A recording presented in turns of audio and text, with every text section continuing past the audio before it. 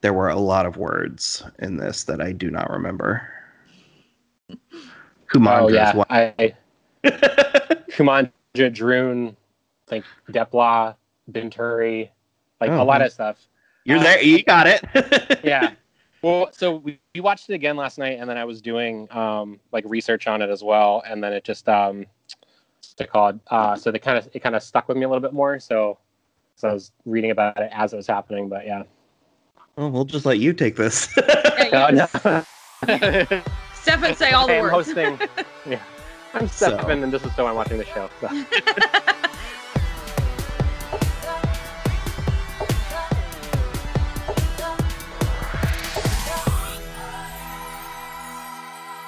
Hello, everybody. I'm Will.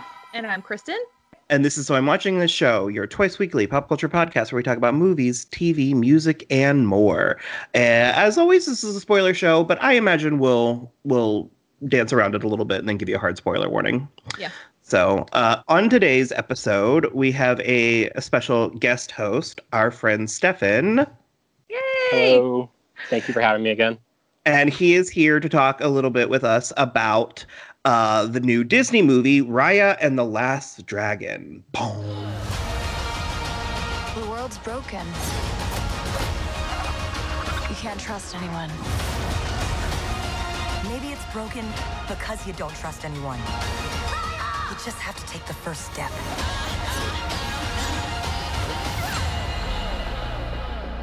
I guess, Kristen, did you have anything going into this movie or any thoughts or? Not really. I think we discussed a while back that I didn't confuse the two movies, but it was like when Over the Moon came out, I was expecting this in a way where I was like, I know one of them got pushed and I don't remember which one it was. And so I was very in a space where I was like, I know I want this and I know I want to like it. And then it was like not the thing I was expecting it to be. Mm-hmm. So I've been waiting for this one for like a while because I remember the like early art and the posters and stuff. And I was like, that looks really pretty and cool. It also then, though, also snuck up on me where I just didn't remember that it was coming out this week finally. And so I was like, oh shit, it's time. So that's like mostly my journey. We've like been like waiting because of COVID, and then it just was like there all of a sudden. So pretty much from like the beginning, I was pretty all in on it. I think the first time that I saw like anything about it was from Bobby Rubio, who was an animator for Pixar. He did the Pixar short Float. I love that one. Yeah, it's really good. But he's a Filipino American. He actually grew up in National City, San Diego, which is like the same city that my dad grew up in. Cool. And I'm Filipino on my dad's side. So I saw it through his Instagram, and then I think I ended up messaging my cousin, and we were talking about it back and forth. So like I knew it was coming for a while, and just with everything, I was kind of like keeping an eye on it and everything. And I remember when the teaser dropped, I was super hyped on it, and then I kind of forgot about it for a while because like everything in the world has happened. And so when I started to see that stuff was coming up about it, I was like, okay, cool. Like, I'm totally down. And then we do a movie night every Friday night. So I think like at that point, my son and my daughter were both hyped on it and like ready to go for it. So yeah. I was aware of it, and then for pretty much most of it, and then was super hyped to finally check it out. I wish I could have seen it in theaters, but it's not. Same. Like, Hard same. Right now. So for me, a similar thing happened like with the past few Disney movies where I obviously had some faith and some hype because it was Disney and the last few had been good, but there was something about it that just really wasn't clicking with me. I was sort of like, I just don't really know what this is. I don't know what I'm supposed to be like. What am I responding to? Like, and I felt like the marketing campaign, and I don't know if this is just COVID or was there one? Yeah, I was like, is this part of being an adult that we're just not seeing this anymore? And because again, like I said, a similar thing happened with Tangled and Frozen. Because I mean, if you watched the trailers for Frozen, you would have thought it was about a snowman and a reindeer. Yeah. Yeah. And honestly, the thing that gave me the most pause was the Awkwafina as Sisu. Yeah. Because I like Awkwafina, but I was sort of like, I take my dragons very seriously. Yeah, I might be a little bit of a dragon nerd. I wanted like this like noble, exquisite dragon, which the design was there. Yeah. But then I was like, I'm gonna have a hard time with her voice. Oh, well, You know? it's like a little bit of Aquafina goes a long way in a lot of stuff. And like, blessedly, this was a lovely performance. Well, spoiler alert for me. It was great. The whole thing, it just totally worked for me in a way that, like I said, I had faith. At this point, I was like, we should know by now. Yeah. But when we decided to watch it, I mean, not unlike Tangled for me, I wasn't even 10 minutes in, and I was like, I love this. Like, I absolutely, from the word go, I thought it was incredible. And I did see, the first thing I saw online about it was I saw like one or two comments on like film Twitter that was like complaining about like Disney being formulaic, and they were kind of like, well, the Disney formula back again. And so it kind of put a negative connotation in my mind. And I mean, that was gone within minutes. And frankly, I mean, I guess that's a fair comment or a fair critique to make, to say that this was formulaic, but also when you consider what all this movie was doing, the fact that it's formulaic really, or that it follows a pretty standard formula, really helps it and really aids in the world building and all of the, like, when you know where you're going, it's much easier to get lost in the details. You know what I mean? Like, in a good way. Like, it's the thing that I said yesterday when we were watching it, where I was like, what do you think Disney movies are? They're like modern fables. It's meant to be formulaic literature. Yeah, so that kids can understand the lesson that they're trying to like put out there. There's a reason that they all have this same formula, and I don't necessarily think it's negative unless the writing is bad. And I don't think the writing in this was very bad. So no, I feel like I was kind of pretty much like buying into it already. Like I was good to go from basically the start. Because I remember, because that opening scene is basically what the teaser was, where she's, you know, basically running that course and then fighting her dad and all that. So like I was good to go. I was like, I'm whatever you throw at me, like for this, I'm totally all in on.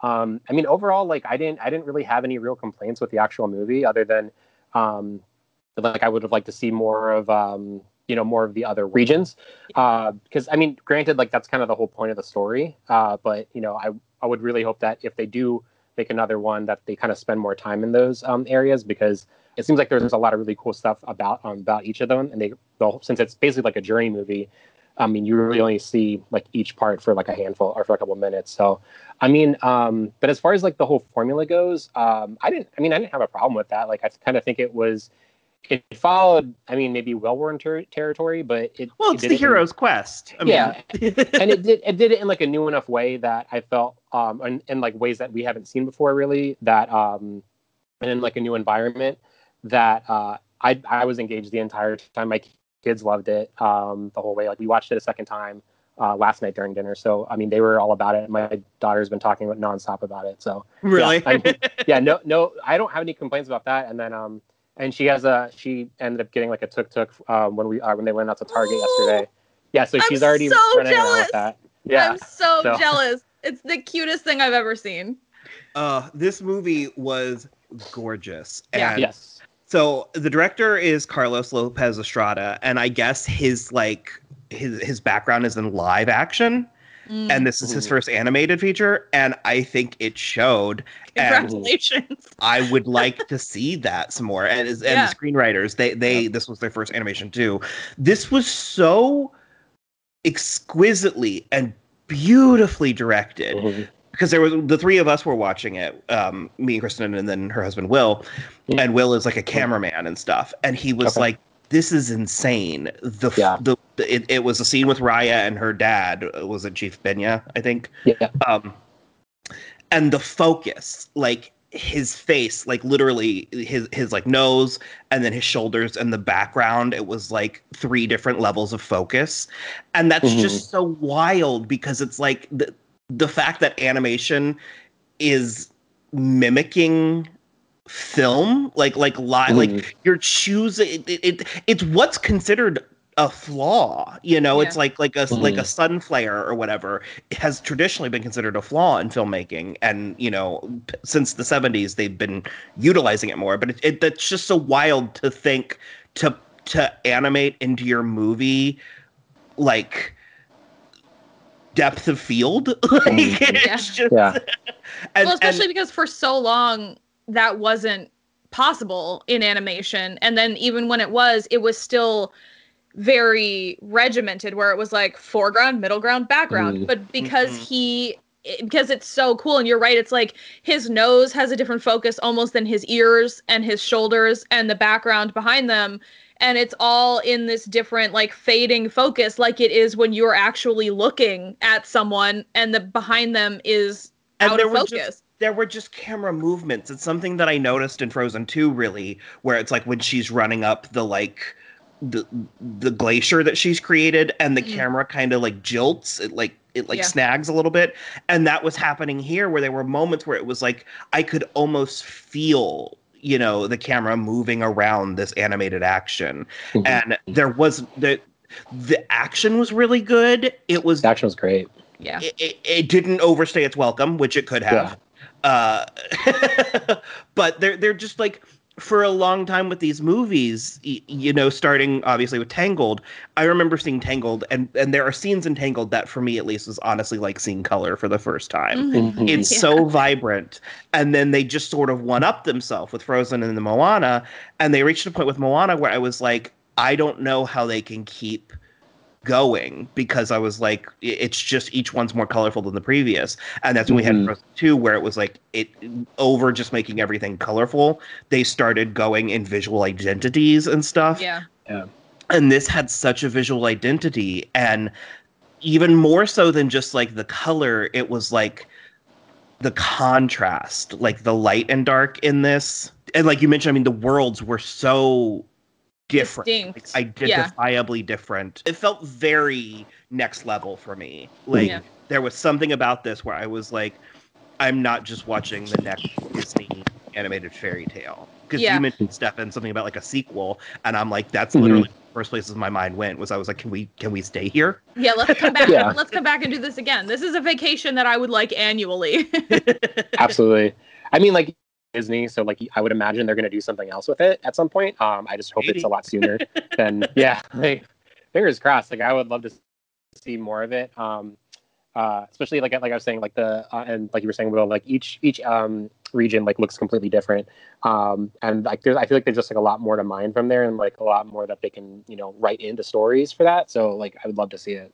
So the basic premise is that 500 years ago, there was like there were Droon, that was what they were called, and they were coming to destroy the world, and they were turning everybody to stone. And so the dragons used basically like all of their power and created this gem, which destroyed the Droon and brought all the people back to life, but it didn't bring the dragons back to life. And so that basically, they had this gem and all the people were fighting over it. So at the very like last minute, the one region took it and kept it safe.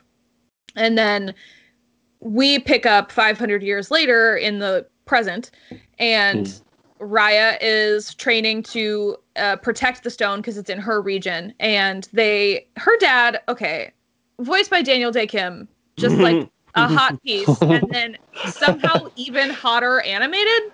It was I don't get it. And it was so dynamic. Like, It really was. Oh, God. I watched that and it was like, of course they gave him his very good jawline. Like, they can't not do that. Like, man. Woo. So he hosts like a get together for all the regions because they want to try to be united again. And basically what starts the main thrust of the movie is that Raya makes friends with one of the other region's daughters, and she basically tricks Raya into taking her to the dragon gem, and then it breaks, and then every region gets their own partial piece of it, and the Droon come back, and that's basically what begins the journey, is Raya is trying to put all the pieces back together. By finding the last dragon. Yeah. So the dragons were so pretty. Oh my God. Pretty. Because you even made a comment, Kristen, you were like, I like that they're like furry. Yeah. Yeah. And it I was curious if they were going to look different. And spoiler, the answer is not really. They're different colors and they had like different horns and stuff. And that was fine. That's not really a complaint. But I was also just pleasantly surprised with Awkwafina's performance. It worked. And sure enough, it was. And this is where, obviously, if you're watching this, we're going to get into spoiler stuff. But yeah. It was interesting that it was the character of Sisu that she was kind of like not like a misfit. How would you? I mean, she just was like she seemed less competent than her brother and sister. She described it really well, actually, where she was like, "Do you know when you're doing a group project and the like one person doesn't really do much, but then they turn the project in and they still get the same grade?" Yeah, I wasn't the one who actually made the gem. I just turned it in. That's definitely who she is, which I thought was like definitely a good and interesting direction to go. And like as the movie continued, I think it was the right direction, because what was so fun for me is that in addition to Raya's journey, we also Sisu's going on a journey also. Like she is finding the strength in herself and like, you know, coming to grips with her own power, which she feels is smaller than that of her brothers and sisters, but ends up being more important in the long run. It's just like, that's the kind of stuff that I'm here for. We have two independent journeys of two female characters, which is really fun too. And I just like how they kind of dovetailed into, this movie is littered with strong female characters in the best way. Most of the cast, I feel like, is. I was thinking about it today, and I was like, because really the only I guess male characters in there were, you know, her dad, who was in there for like the first 10 minutes, Tong, the big guy, and then Boone, who's the captain. And I mean, like, they do plenty. It's not like, you know, there's not like, oh my god, how come guys aren't doing anything? But, you know, it's like, it is more focused on the women in there. So, there was just a lot of women in positions of power. That was even the friggin' baby, even the little like Khan baby, hilarious and so weird. And I didn't understand what was happening when we first saw her, and then it just ended up paying so many dividends. So that's what I saw. I don't think I ever saw a trailer for this, but I saw the scene where the baby and the like little monkey thing steal from her.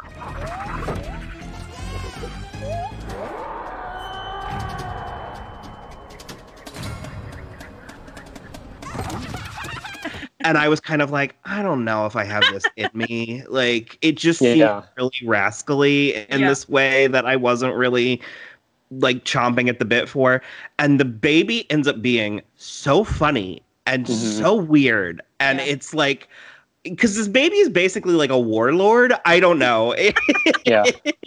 And then she's such a wild card. And then that pays off so hard. The kid, Boone. The captain. Where's the captain? Let me go get him. What's up, my new customers? I'm Captain Boone, the owner, chef, and chief financial officer of the Shrimporium. Oh my god, he was, because that's a character that could be really annoying, and he was not. And I'm gonna stand by what I said earlier with Mature, in that the movie really trusted you to follow along and to keep up, and there were themes that it was really playing with. I mean, obviously, for us, there's an assumption that by them being turned to stone, that they would come back. So there was a sense that this was all temporary. However, the stakes all feel very real, especially, I would imagine, for a young person.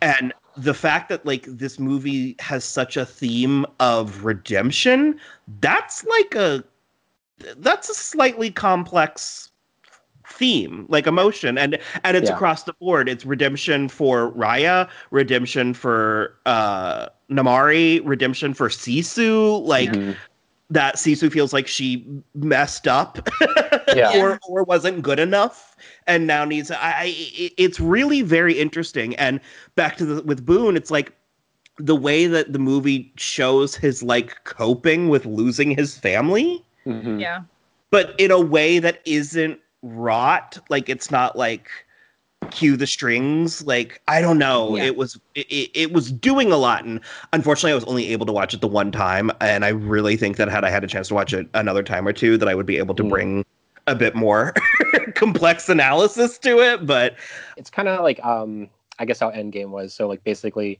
well, or I guess that was Infinity War, where basically everyone just turns to dust and like dies after a while. So I mean, so after a point, like everyone's basically just trying to get through and survive. So like Boone, you know, having his own like shrimp boat, and then like Noi just stealing with like, you know, her monkeys or whatever, like just to kind of get by and you know, essentially still live and survive.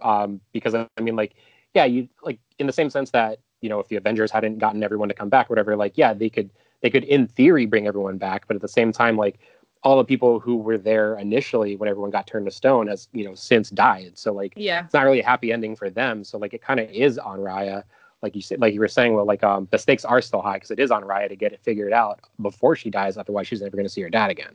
Well, and that was something that I found so interesting too. And I'm going to also pull it into the MCU with Spider-Man Far From Home. This was like the blip. Like 10 years passed, you know? So it's like, you know, Raya's a teenager now, like an adult, essentially, where she was like a young girl when her dad got turned to stone. I mean, that has hellish implications. Yeah. So it's like, really, I agree with Will too. I mean, this is not like emotions 101 for kids, you know? This goes to some places that you, I think, kind of have to legitimately think about. And you know something I didn't realize, because Will, your husband, responded very strongly to this when it was over, and we had mentioned, Stefan, that that your kids really liked it, and he was like, "How old are they?" And because how old are they? Max will be 5 in July, and then Evan just turned 7 back in December. So I was like 5. I was like 5-ish is what I said. Yeah. And Will was like, man, I would have loved to have seen this when I was 5. Yeah. And it only dawned on me once. Well, it didn't dawn on me. It was pointed out to me before we were recording that this was not a musical. Yeah, I thought about that too. I think that's maybe one of the reasons why. And I'm pro. I love musicals. I love all of the musical numbers in the previous ones. I mean, who wants Moana without How Far I'll Go? Exactly. But Nobody wants that. I was kind of bummed about that. Well, just like because there was, I mean, I wasn't super hyped on the score. I thought that would have been a little bit better. And then, like you were saying, How Far I'll Go is like an incredible song, especially when they do the reprise where right after her grandmother passes. Like I would have loved something like that in this. So, well, what I was gonna say was I think that it freed up some time for all of the exposition that it had to do. And also, weirdly, for whatever reason, musicals alienate people sometimes. And so I think maybe some of the little boys and stuff that might be put off by a singing princess movie. I think that this might go under the radar for them. Like, I think it might have an impact. Yeah, Will would not have liked this as much if it had been a musical. Okay. And he ended up absolutely loving it. Yeah. I wanted to ask Stefan, did you have any feelings about the like cultural aspects of this, or were there implications? Yeah, it's been weird because like I've been trying to think of it. I'll like think it through because today, since I knew we were going to be talking about it. I mean, like, you know, so like I said before, I'm Filipino on my dad's side, and so. Like growing up, like going out there and everything, like my cousins are all around the same age as me. So like we were watching Disney movies all the time. And I never really questioned it. Like it never really, it always, because that was kind of like the norm. Like back then we didn't have seemingly like as big of a push for like representation. So it was kind of, I just didn't think about it. And then also too, like, you know, like a mix. So it's like, I always kind of feel like I have like 1 foot in and 1 foot out kind of thing. So, basically, since I've kind of been more conscious of that in like the last couple of years, when the first trailer dropped, and like, you know, we saw that it was going to be like a Southeast Asian kind of spotlight movie. Like I remember we were both like really hyped, and so I was talking to my cousin about it, and we were saying how, like in the majority of the time, like when we an Asian kind of focus, it's more so like East Asian, like kind of like you know, stuff, Chinese stuff, which is obviously like totally fine. But it was really cool that this was going to be not necessarily like a you know, focused on like just Filipinos or whatever. It was going to be kind of an amalgamation. I don't know if I'm saying that right, but like a mix of everything. So the first thing that I noticed was when Raya is in the beginning, when she has the 2 sticks, those are called a screama. It's a Filipino fighting style. And so when I was in Taekwondo, there was a whole time where like we basically got to use the scrimmage sticks and have like pictures of me with them. So that was always really cool. But getting to see that kind of showcased like in like a huge like Disney movie like that is really cool. I know it wasn't like necessarily Filipino focus, which is totally fine. And it, just to see like a small portion of that represented like in a big movie and a movie that's like really cool. Did it feel authentic? I don't know that necessarily felt authentic, just because I mean my family's I grew up in the U.S. the whole time, so we don't have like I think we still have like roots back there. We still have family, but like I've never been back, so it's kind of hard for me to say whether or not it felt authentic. So, and because I mean knowing like the imagery and stuff from that area, like as like knowing like the Thai imagery and like Vietnamese stuff, like I saw especially with the dragons, that felt real. That felt real, like based off of things I've seen before. But as far as like as far as I could say like culturally authentic, I can't really say. It's cool anyways just to see something from that realm become kind of in the mainstream. Well, because you made a joke that you said that the one thing that they got right is that everybody was hot and had great hair. Yeah, and, I mean that is a legit. It was super true. Yeah, and so they did a good job of that, and I would have rioted if they got that wrong. So yeah, I do think it's interesting what you said, that you were like, what's so weird is that so much representation is from like only China and Japan. Mm-hmm. Because it's like, it is very bizarre because, I mean, China and Japan are obviously great, but it is like, if there's Asian representation, it seems like it's always from one of those two places, or South Korea. And so was really cool to see. Well, the South Korea is kind of newer, and they were making, I noticed they were making the distinction with Southeast Asia. Yeah, it was very specific, which I enjoyed. And because it's very, it's like a lot more, like they went to a lot of Southeast Asian islands for inspiration. And I just was like, that's not something that you see a lot, which is, I think, really cool. And I liked it a lot because it also didn't feel samey to stuff that we've had before. Like it didn't feel at all like Mulan, and it didn't feel like any kind of Japanese thing that I've seen. And so it was like, they really feel like they did their due diligence as far as representation. Yeah. I really appreciated that too. And I'm just white, so. Well, and it didn't. It was great. It didn't feel like a lesson or like no, not at all. Ham-fisted wokeness, blah blah blah. Like it actually just felt like, oh, cool. Here's another corner of the world. Like sure. And that's I think like the big hook for stuff like that is I think the stuff that have told are the movies or shows that have told like more stories that like you haven't really seen before, or that people would maybe typically write off as like woke or like social justice warrior stuff. Is like, if it's good, people are going to bring into it with an open mind, are going to be like, they're going to be open to it. So they want to hear good stories. Like if you just go in and you're just like, I'm going to preach like everything in here and just make it super like, where I'm going down and I'm hitting like every bullet point that I got to do, it's not going to be good. And like, and no one's going to want to watch it, and they're going to see it for what it is. I think what also was smart is that it was very contained within Southeast Asia, so we didn't have to get preachy like that. It wasn't, there wasn't like a white character who was like, I don't understand. It's always helpful. No, it felt that way to me, because that's actually one of the things I was going to ask when we were talking about the female characters, because I was like, there was a lot of women in positions of power, and I was going to ask if that was sort of a cultural thing or just sort of an effect of the story being told. So I lived on the East Coast for most of my life, as but like my dad's side has always been on the West Coast, and so my dad obviously lived on the East Coast, and then my uncle was a little bit farther in Arizona for a little bit. So I mean, that whole time frame, like all the family stuff was basically handled by my aunts.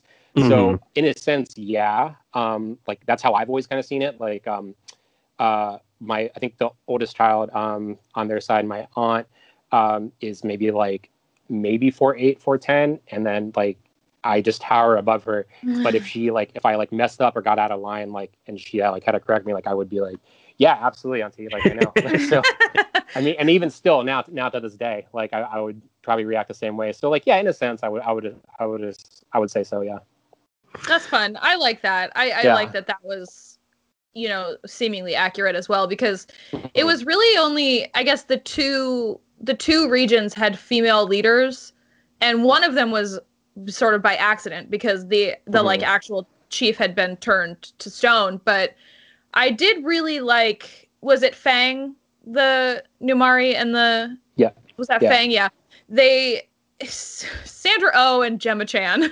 First of all, let's talk about that. Second of all, I want to talk about their whole aesthetic, and third of all, I want to talk about their hair because it was absolutely incredible. Like really blunt angled on one side and then shaved on the other side. Several people have made comments about how this movie doesn't have a love interest, and I'm like, does it not though? They're lesbians. I was reading about it today, and I'm always terribly slow with that kind of thing. And I was like, it said, I guess Kelly Marie Tran was like, yeah, I think Raya might be gay, and I was like, oh yeah, like, that makes a lot more sense now. Like all right, I guess. Too. I saw her like there was like a headline that was like Kelly Marie Tran says her character Raya is a lesbian, and I was like, yeah, I was there. I was there for minute one. So I'm thrilled that Kelly Marie Tran is having this moment. I was a little bit nervous when I heard that they had brought her on because she was brought in late. Yeah, she replaced somebody. Yeah, and I think it was as simple as, like, not stunt, because that makes it sound cheap, but I think it was as simple as wanting a name, like wanting, to bring something in. And I didn't know how that was going to affect the performance, because a lot of times they pull from the voice actor and the animation and stuff, and it was fantastic. I didn't notice anything off. No. Wrong, and I think she absolutely nailed it. I would love to see more of her. I mean, I know you guys are pro Kelly Marie Tran anyway, so I'm just preaching to the choir. But ever since like when going to see like Rise of Skywalker, I was like, where's she at? Like, when's she going to start up again? And then she just never really happened. So yeah, I would love to see her kind of like in more leading roles and stuff like that. So yeah, I agree, 100%. Yeah. So. I actually kind of can't. I'm like, can we finish with this so I can go watch it again? I want to see it again. I actually did cry every single time. It happened 2 or 3 times, I can't remember. But the dragons, when the 4 of them make the orb and give it to Sisu. Oh, I love dragons. And there's a line in this where they're like, humans do not deserve dragons. And I was like, How to Train Your Dragon has taught us anything. That is true. It seems super true. This wasn't any like How to Train Your Dragons, which is just an interesting point. But I cannot wait for this goddamn pandemic to be over. I want to go to Disney World. I want a parade. I want a nighttime show. I want Disney designer dolls. Like, it was just so lavish, like the entire production. And like, because like, I don't know if you know, Stefan, but Disney does like the fancy dolls. They're what's behind. Here, I'm going to tilt my camera up a little bit. You can see Yzma. About it.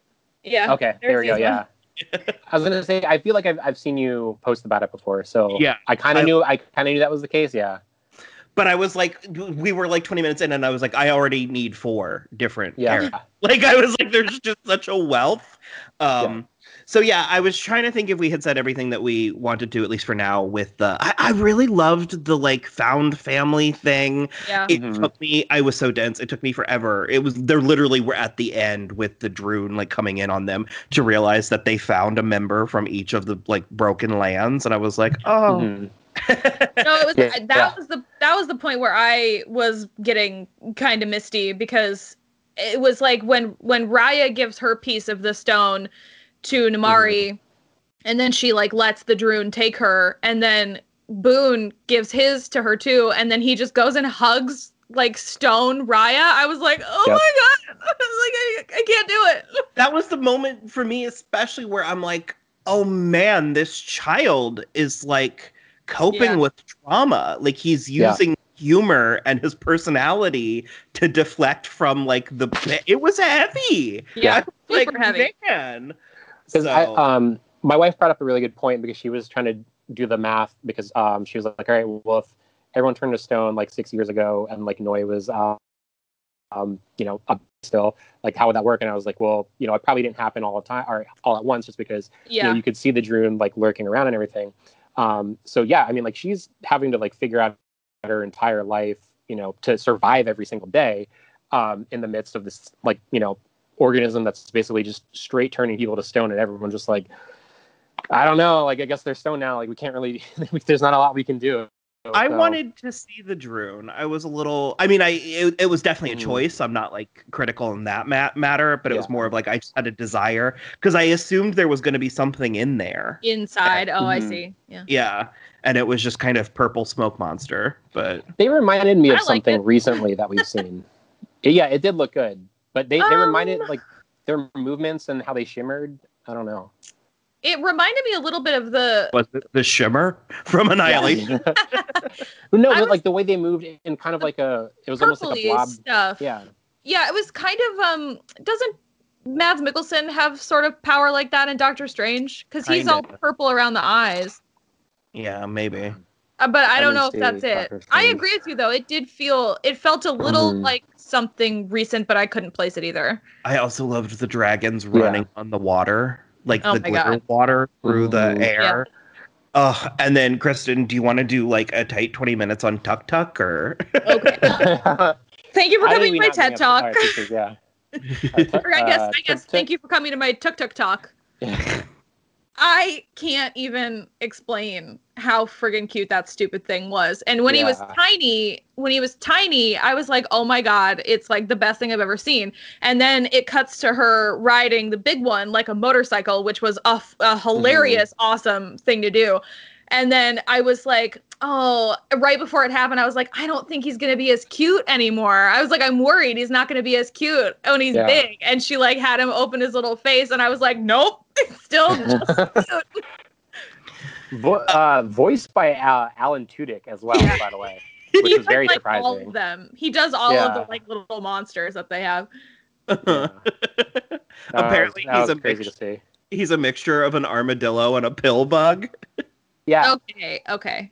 Because Will thought he was a pangolin at first, but he's also furry. His face is furry too, like the dragons are. So that's, I don't know. It was, I'm for it. All of that. There were a lot of little critters all over. There were these weird little sort of like tree rodents but they had like a blue like fin on them and stuff. Yeah, I liked a lot. There were a lot of little flourishes throughout that I thought were really, really interesting and satisfying. Yeah, the more that I'm like thinking about it, I'm standing by my mature assessment because it was PG, and even the it doesn't feel. I guess no PG. No. Yeah, you're right. PG is correct. Yeah. But even my son asked about that. Sorry, go ahead. I'm sorry.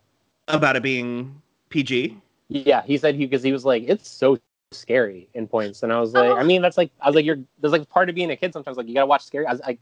Scary stuff. I told him, I was like, when I saw E.T. for the first time, I had nightmares when the astronauts come in his house or when they're dressed up as astronauts. Like I specifically remember waking up in my grandparents' house, like freaking out because I thought that was happening to me. Oh no! Like, so yeah, I'm like, that's what happens, man. Like there's gonna be scary stuff sometimes.